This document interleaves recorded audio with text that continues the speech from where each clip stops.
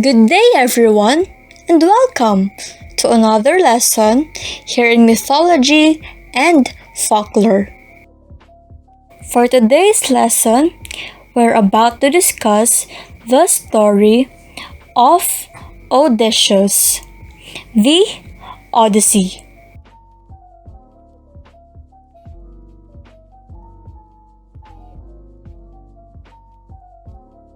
But before we start our lesson, let me show you our objectives for today.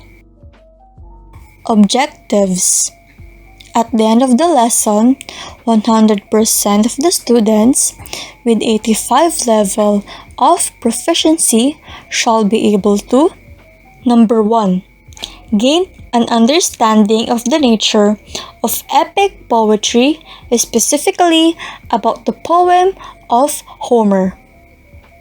Number 2. Become familiar with the timeline and characters of the Odyssey. Lastly, explain the basic plot of the Odyssey. Now, let's begin our lesson for today. The history of the story. The Odyssey is the second of the two epic poems attributed to the ancient Greek poet Homer, and usually considered the second extant work of Western literature. It was probably composed near the end of the 8th century BCE and is, in part, a sequel to the Iliad. It is widely recognized as one of the great stories of all time and has been a strong influence on later European, especially Renaissance literature. The poem focuses on the Greek hero Odysseus and his long journey home to Ithaca following the fall of Troy. His adventure-filled 10-year journey took him through the Ionian Islands and the Peloponnese and as far away as Egypt and North Africa and the Western Mediterranean, as the displeased sea god Poseidon prevented him from reaching his home. The Odyssey does not follow a linear chronology. The reader begins in the middle of the tale, learning about the previous events only through Odysseus' retelling. The Voyage of Odysseus. A supposedly 2-week voyage that became a 10-long-year adventure. Here's what happened. From the battle in Troy, Odysseus had a total of 12 ships and around 600 men with him. The first highlight of the voyage. Odysseus and his men raided CICONES. From Troy, the winds swept him and his men to Ismarus, city of CICONES. The men plundered the land and carried away by greed. Stay until the reinforced ranks of the CICONES turned on them and attacked. Odysseus and his crew finally escaped, having lost 6 men per ship. The second highlight of the voyage. They arrive at the land of the LOTUS eaters. 3 men were sent and did not come back. Third highlight of the voyage. Odysseus blinds POLYPHEMUS. They raided the cave of the one-eyed giant POLYPHEMUS.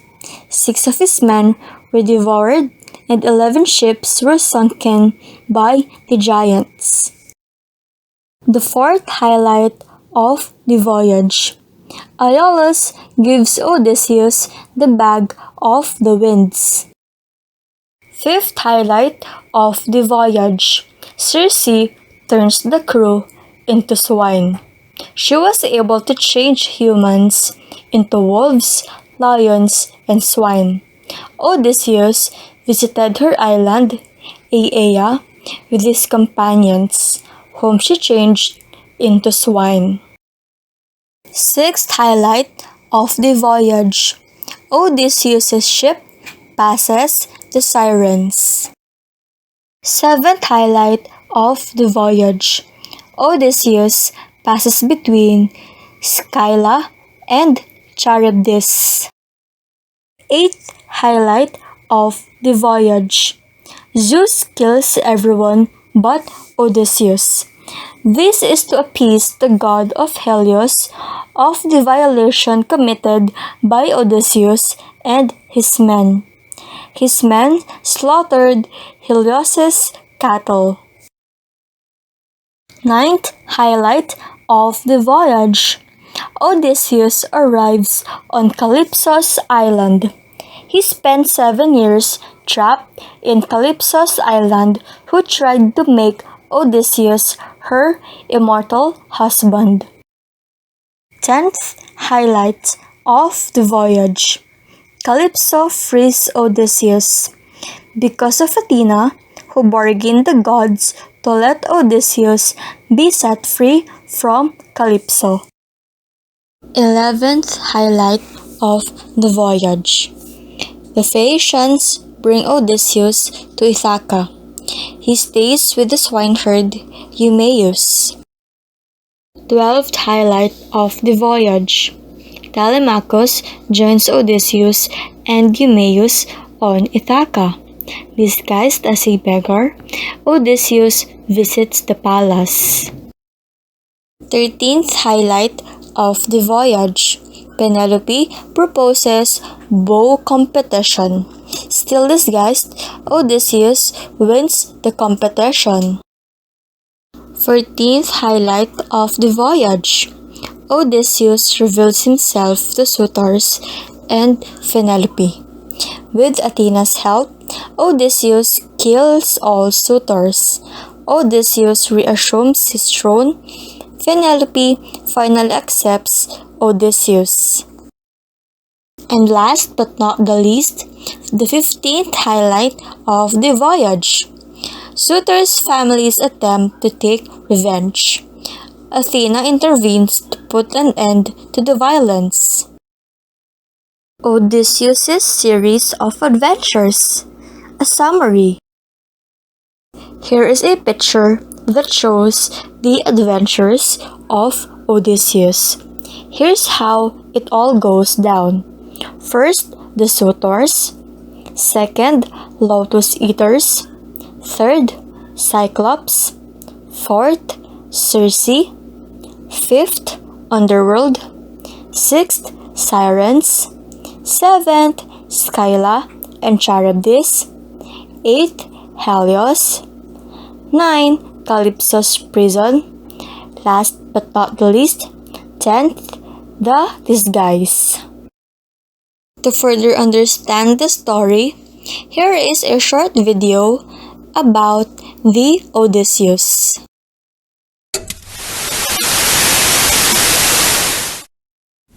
The Odyssey is about Odysseus' journey home after the Trojan War. Odysseus is a Greek. He's the king of Ithaca, and before the start of the poem, he and the other Greeks laid siege to the city of Troy, located in what's now northwestern Turkey. The war lasted for 10 years.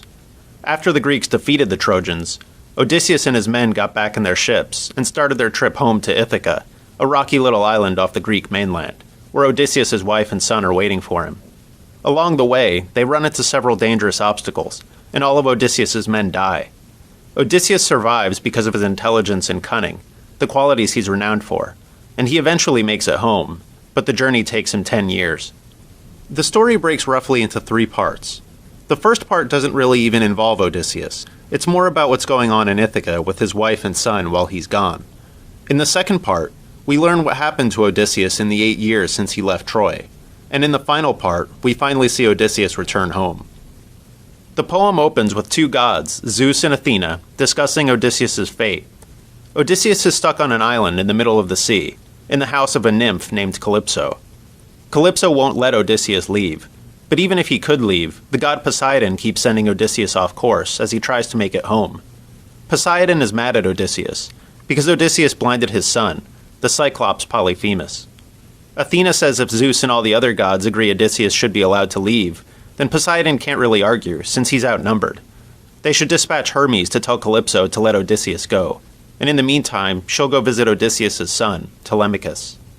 Disguised as a man, Athena goes to Odysseus' home in Ithaca. Telemachus thinks she's just a stranger at first, and invites her in for some food and wine, though he figures out after a little while that the stranger is really Athena. He laments that he'll never see his father, and complains about all the nobles from nearby islands who are courting his mother, since everyone assumes Odysseus is dead. His mother, Penelope, doesn't want to marry someone else, but she doesn't want to tell her suitors to leave either, so they just hang around Odysseus' house all day and eat all the food. Athena prophesies that Odysseus will soon return, and she counsels Telemachus to round up all the suitors in the morning and order them to leave. Then he should get a ship ready, and visit King Nestor in Pylos and King Menelaos in Sparta. If he hears from one of them that Odysseus is alive, he should wait another year for Odysseus to return. But if he learns Odysseus is dead, he should make a grave for him and give his mother to one of the suitors. Telemachus calls an assembly like Athena suggested. He gets up and says that not only has he lost his father, but now these suitors are eating all his family's food and drinking all the wine. One of the suitors, Antinous, says Telemachus has no right to be upset. It's Penelope who's to blame. She's been leading the suitors on for almost 4 years, saying she'll choose one to marry as soon as she finishes weaving a burial shroud for Odysseus' father, Laertes. She weaves the shroud each day, but at night she unravels her work, and the suitors found out. Telemachus says he'll never force his mother to choose a husband and leave their house. He announces his plan to see what news he can find of Odysseus in Sparta and Pylos. Athena helps him get a ship and crew together, and she disguises herself as an old friend of Odysseus's, named Mentor. When they arrive at Pylos, they meet King Nestor, who fought at Troy with Odysseus. Nestor says he hasn't seen or heard from Odysseus since just after they left Troy. He agrees to help Telemachus get to Sparta to talk to Menelaos. Telemachus takes a chariot and goes with Nestor's son, Pisistratus, to Sparta. In Sparta, a big wedding feast is underway as they arrive, and they join Menelaos for some food and wine. As they talk, Menelaos' wife, Helen, recognizes Telemachus as Odysseus' son. She tells the story of how, during the Trojan War, Odysseus dressed up as a beggar and snuck into Troy to gather information to take back to the Greeks. She orders the servants to prepare beds for Telemachus and Pisistratus. The next morning, Menelaos tells Telemachus that the last news he heard of Odysseus he got while stranded on a small island off the coast of Egypt. When he left Troy, he didn't make the appropriate sacrifices to the gods, so the gods marooned him on a little island called Pharos. He and his men were running out of food when Menelaos met a goddess named Eidothea, the daughter of Proteus. She told him if he could pin and hold Proteus, Proteus would answer any question he had. With Eidothea's help, Menelaos and his men snuck up on Proteus. As soon as he fell asleep, Menelaos jumped on him. Proteus transformed into different things to get out of Menelaos' hold, but Eidothea warned he would do this, and Menelaos kept him in a tight squeeze until he tired out. The first question Menelaos asked is what happened to his Greek comrades, and Proteus told him about a few of the Greeks, including Odysseus. He saw a vision of Odysseus on an island, crying in the house of the nymph Calypso. Calypso was keeping him there by force, and he didn't have any ship or any means of getting away. That was the last Menelaos heard of Odysseus. Meanwhile, two of the suitors, Antinous and Eurymachus, come up with a plot to kill Telemachus when he returns. They decide to wait with the ship and ambush him, but Medon, the herald, overhears the scheme and tells Penelope. She prays to Athena to save Telemachus, and Athena hears her. Zeus and Athena compromise and agree that Odysseus can go home, but that he'll have to suffer more along the way. Zeus sends Hermes to give Calypso the news. Calypso finds Odysseus sitting by the shore and crying. He hardly believes at first that he's being allowed to leave, and he makes Calypso promise it's not some scheme to harm him. She swears an oath, and they go back to Calypso's cave, where they make love. For the rest of the story, continue on to Part 2 of the Odyssey video SparkNote. For more information about the Odyssey, check out the Odyssey SparkNote on www.sparknotes.com.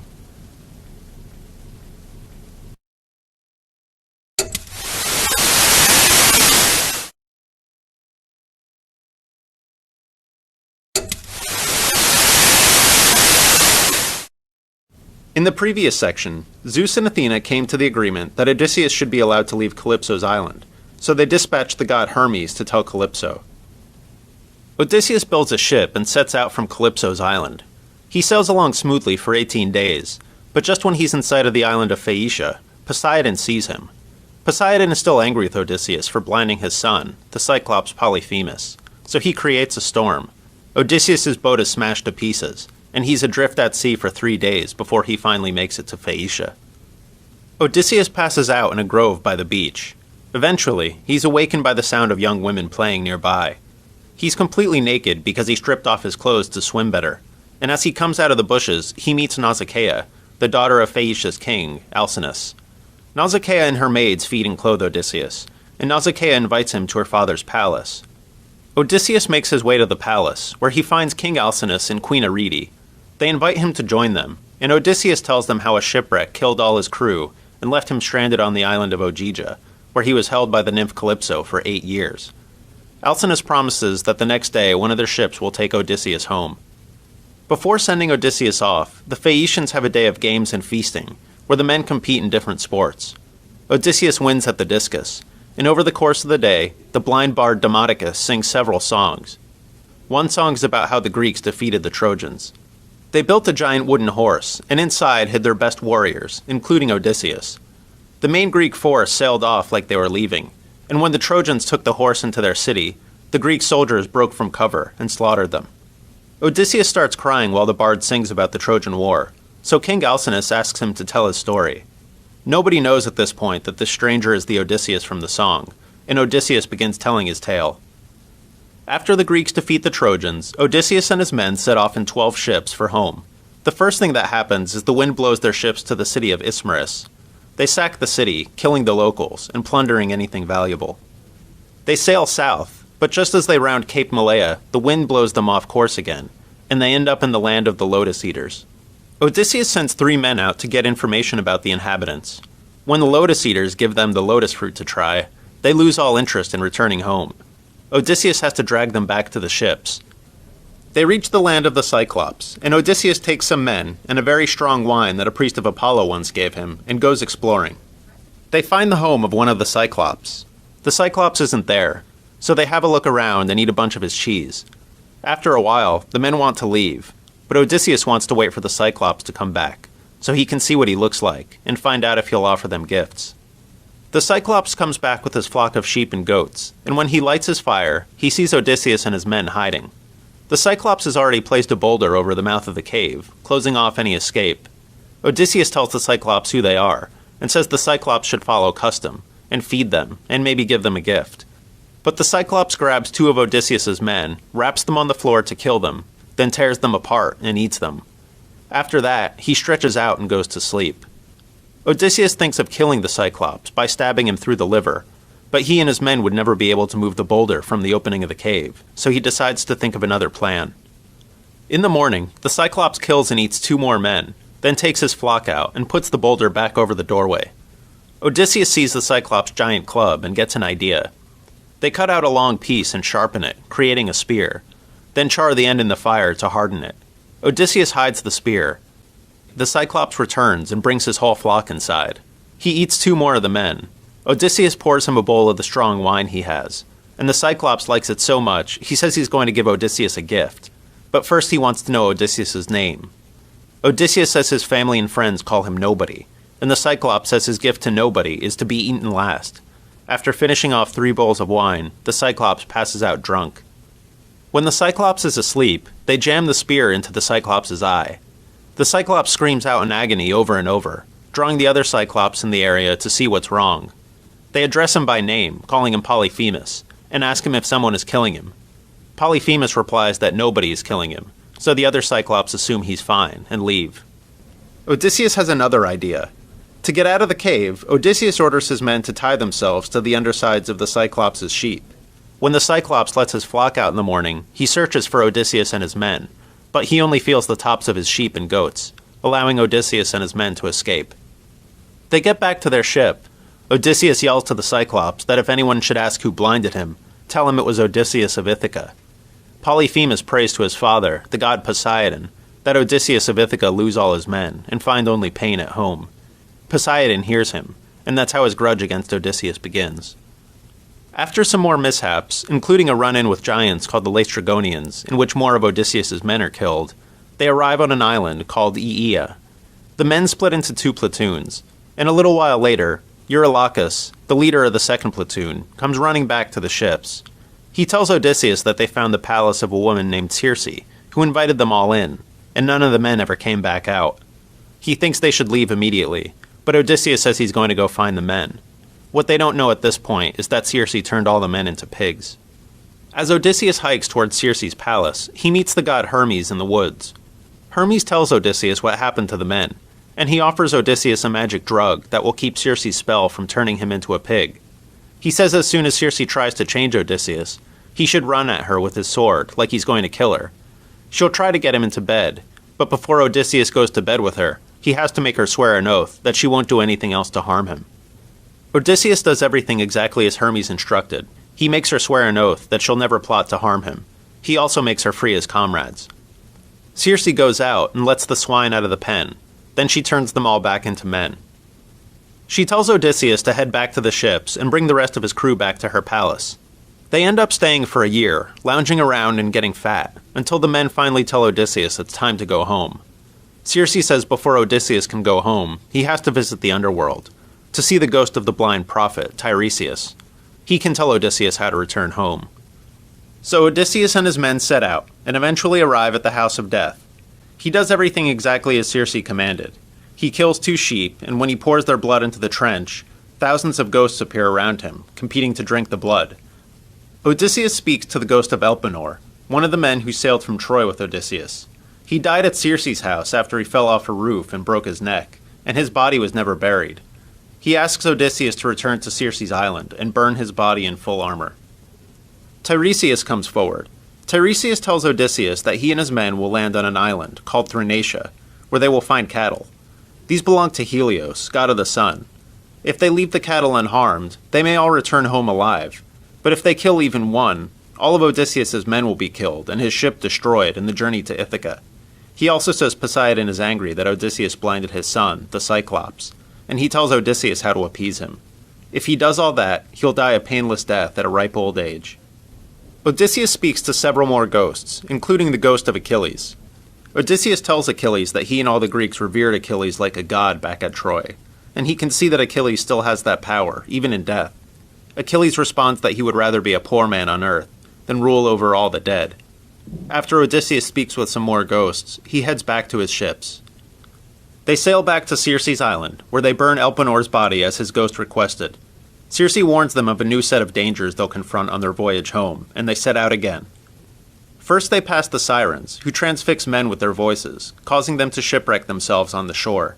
Odysseus orders his men to plug their ears with wax so they can't hear the Siren's song, but he wants to hear it for himself, so he has his men tie him to the mast of his ship. They reach the next danger Circe warned of, the monsters Scylla and Charybdis. To avoid the whirlpool that Charybdis creates, they stay close to Scylla's side of the strait. Scylla comes out of her lair and grabs one of Odysseus's men with each of her 6 heads and eats them alive. They sail past, and they reach Thrinacia, the island of the sun god's cattle. They end up getting stuck there for a month while the wind blows the wrong direction, and they run out of food. At first they refrain from touching the cattle and live off fish and birds, but one day Odysseus goes off to pray to the gods for help, and when he returns, he finds the men roasting cows. Helios finds out immediately. He's furious, and he asks Zeus to punish the mortals. When Odysseus's ships are finally able to sail, Zeus creates a massive storm. Wind and rain and lightning tear all the ships apart, sinking them and drowning all of Odysseus's men. Odysseus survives by tying his ship's broken mast and keel together. He floats for several days before washing up on CALYPSO'S island, where his story began. So Odysseus finishes telling his tale. King Alcinous orders his men to prepare a ship to take Odysseus home, and the following evening they set out. Odysseus goes to sleep, and before he wakes, they reach Ithaca at last. For the rest of the story, continue on to Part 3 of the Odyssey video SparkNote. For more information about the Odyssey, check out the Odyssey SparkNote on www.sparknotes.com.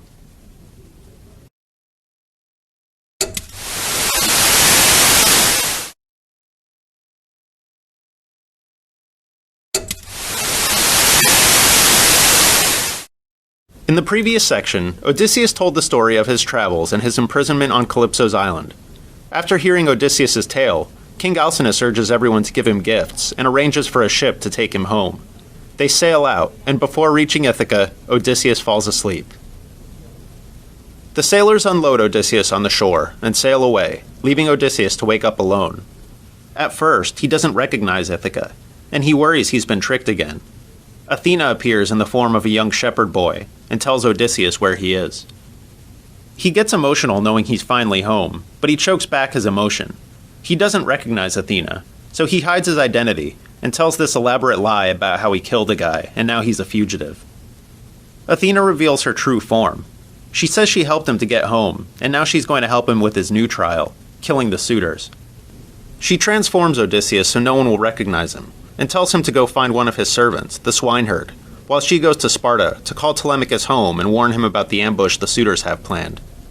Odysseus goes to the hut of the swineherd, EUMAIOS. EUMAIOS doesn't recognize him, and as they talk, he says over and over how much he misses his master. But Odysseus doesn't reveal his identity.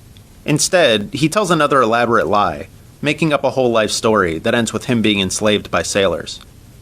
Meanwhile, Athene goes to Sparta and finds Telemachus. She tells him to go back to Ithaca at once. She warns him about the ambush of his ship the suitors are planning, and how to get around it. When he arrives home, he should go straight to the swineherd's place, and spend the night there. When Telemachus reaches Ithaca, he goes to see EUMAIOS, and he sees Odysseus there, still disguised as a beggar. Telemachus asks EUMAIOS to go to his mother, and let her know that he's alright. EUMAIOS leaves, and Athene removes Odysseus' disguise. Telemachus doesn't know who he is at first, since he was just an infant when Odysseus left for Troy 20 years ago. Initially, he doesn't believe Odysseus when Odysseus reveals his identity, but Odysseus convinces him, and they have a happy, tearful reunion. Telemachus provides Odysseus with some details about the suitors. He counts 108 of them, plus servants, and father and son plot their revenge. That night, the suitors gather in Odysseus' palace for dinner. They saw Telemachus earlier when he went home to see his mother, and they realized he'd made it past the ambush. Now Telemachus is there, and Odysseus, still in disguise, and EUMAIOS both show up. Odysseus goes around to the suitors begging for scraps, and he gets into an argument with one named Antinous, who gets angry and throws a chair at him. Odysseus gets into a few more confrontations before the night is over. Once the suitors have gone home for the night, Odysseus tells Telemachus to lock up their weapons and armor, which they always leave at Odysseus' palace. That way, when he takes his revenge, they'll be defenseless. Penelope comes down to speak to the stranger, in hopes that he has some news about Odysseus. He makes up a story about meeting Odysseus when Odysseus stopped at his house on the way to Troy. He says he saw Odysseus not long ago, and he knows Odysseus is on his way home. The next day, the suitors gather for another feast in Odysseus' palace. While they're eating and drinking, Penelope announces that she's finally going to choose a man to marry, and she proposes a contest to determine who it'll be. Each of the suitors must string Odysseus' bow, and shoot an arrow through 12 lined-up axes. The man that can do it will be her husband. A few of the suitors try to string the bow, which involves flexing it into the proper shape and then getting the string in place to hold it taut, but none of them are strong enough to do it. Odysseus asks for a turn. The suitors object at first, but they finally give in. Odysseus strings the bow with ease, and he fires an arrow straight through all 12 axe handles. Without warning, Odysseus leaps up and shoots the suitor Antinous through the throat. Then he reveals to the suitors who he is. Chaos erupts through the hall as Odysseus picks them off one by one. Odysseus tells Telemachus, the swineherd EUMAIOS, and a cowherd who is nice to him, to run to the storeroom and bring back armor and weapons. The men return with the equipment, but one of the suitors sneaks out through a smoke duct in the wall and brings back equipment for the suitors. A huge melee breaks out, and Odysseus, Telemachus, EUMAIOS, and the cowherd fight until they've slaughtered all the suitors.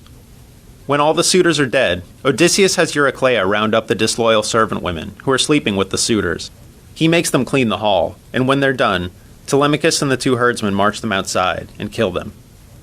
Eurycleia tells Penelope that Odysseus has returned, and Penelope goes downstairs and finds Odysseus in the great hall. She doesn't believe it's him at first. He looks like her husband, but it's been 20 years since she last saw him. She tests him by asking Eurycleia to bring the bed out of their bedroom in front of him. Odysseus speaks up immediately, saying it's impossible to move the bed.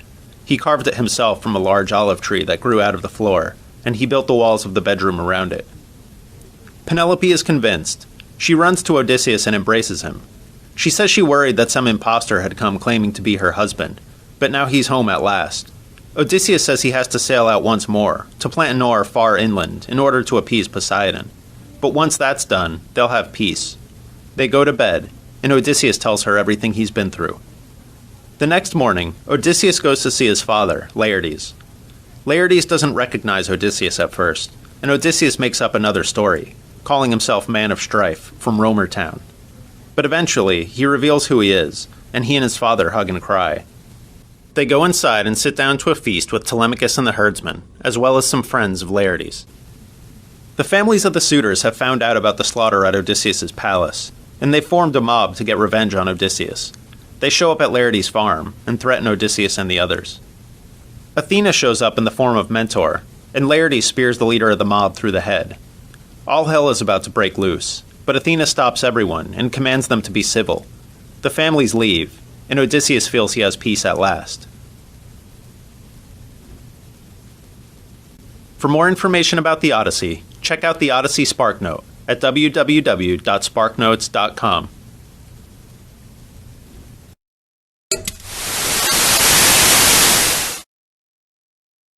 For our next one, the setting of the story.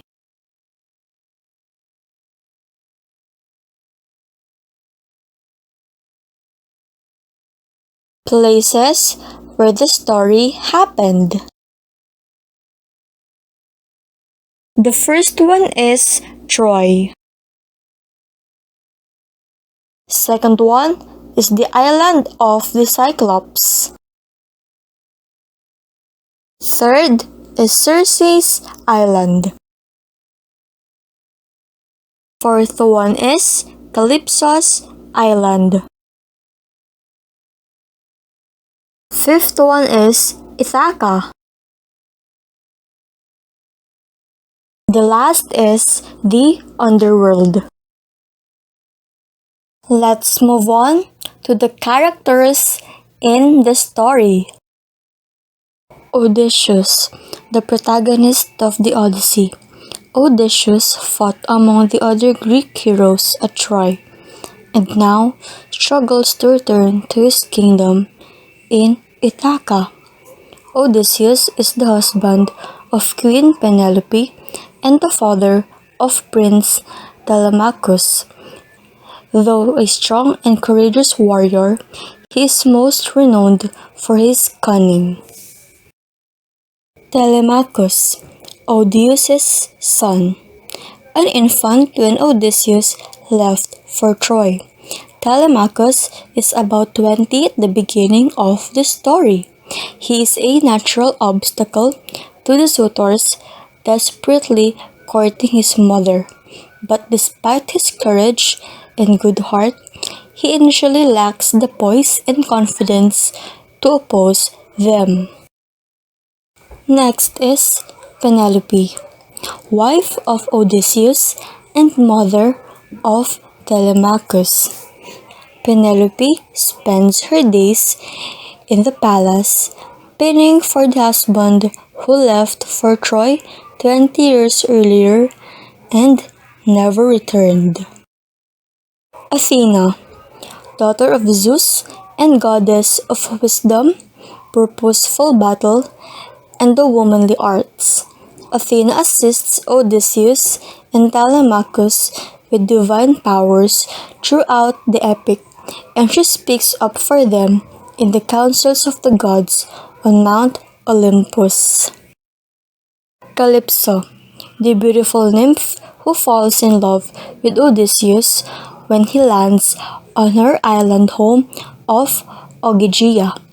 Calypso holds him prisoner there for 7 years until Hermes, the messenger god, persuades her to let him go. Polyphemus, one of the Cyclops whose island Odysseus comes to soon after leaving Troy. Polyphemus imprisons Odysseus and his crew and tries to eat them, but Odysseus blinds him through a clever ruse and manages to escape. CIRCE, the beautiful witch goddess who transforms Odysseus' crew into swine when he lands on her island. With Hermes' help, Odysseus resists Circe's powers and then becomes her lover, living in luxury at her side for a year. Euryclea, the aged and loyal servant who nursed Odysseus and Telemachus when they were babies. Euryclea is well informed about the palace intrigues and serves as confidant to her masters. Eumaeus, the loyal shepherd who helps Odysseus reclaim his throne after his return to Ithaca. Zeus, king of gods and men who mediates the disputes of the gods on Mount Olympus. He sometimes helps Odysseus or permits Athena to do the same. For our last character, we have Poseidon, god of the sea. As the suitors are Odysseus' mortal antagonists, Poseidon is his divine antagonist. He despises Odysseus for blinding his son, the Cyclops, Polyphemus, and constantly hampers his journey home. Verse format of the story. The poem was intended for oral performance. It was composed of 12,109 lines written in dactylic hexameter, sometimes referred to as Homeric hexameter. That is, each line consisted of 6 feet or metrical units, and each foot consisted of a dactyl. For our next topic, the themes in the story. Hubris. Hubris is one of the major themes of the epic. The Odyssey is a Greek term for excessive pride. According to many myths, gods are known to punish the person with extreme pride or overconfidence, to restrain them and teach them the quality of patience. Odysseus takes pride in his Trojan adventure, for which gods punish him, which keeps away from his home, and put him through trials during his journey. It takes him a decade to reach home after living away from his faithful wife, Penelope, and his son, Telemachos. This means that his hubris was forgiven through his long suffering. Temptation. The temptation was and still is considered a sin, or an evil act and a negative trait. On various occasions, through Odysseus' character, Homer has shown that temptations sometimes are powerful. These temptations range from sensual pleasures to the satisfaction of hunger or pride. When Odysseus' soldiers see the lotus eaters, they immediately fall to that temptation. Odysseus is also tempted by Circe's beauty and saves himself in the nick of time. Next is heroism. Heroism means to overcome internal and external enemies. Odysseus, the protagonist of the epic, faces many enemies, temptations, and challenges during his long homeward journey. Not only does he overcome those external enemies, but also overcomes his internal conflicts despite some distractions. Next is revenge. Revenge is another theme of the Odyssey. When Odysseus blinds the Cyclops, Poseidon exacts revenge by raising storms in the sea and causing a delay in Odyssey's homeward journey.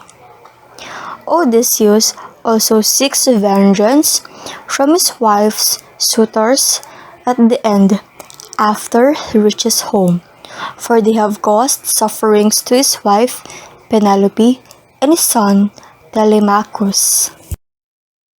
Divine intervention. Divine intervention in human affairs is another theme of the epic. Although this theme is intertwined with assistance and punishments, Odysseus faces wrath and consequences of his actions, while Athena intervenes to help him by facilitating homeward journey. Poseidon thwarts her efforts and raises obstacles for Odysseus by raising storms in the sea. And for our last topic, symbolism in the story. This picture depicts the symbols in the story. Now, let's further discuss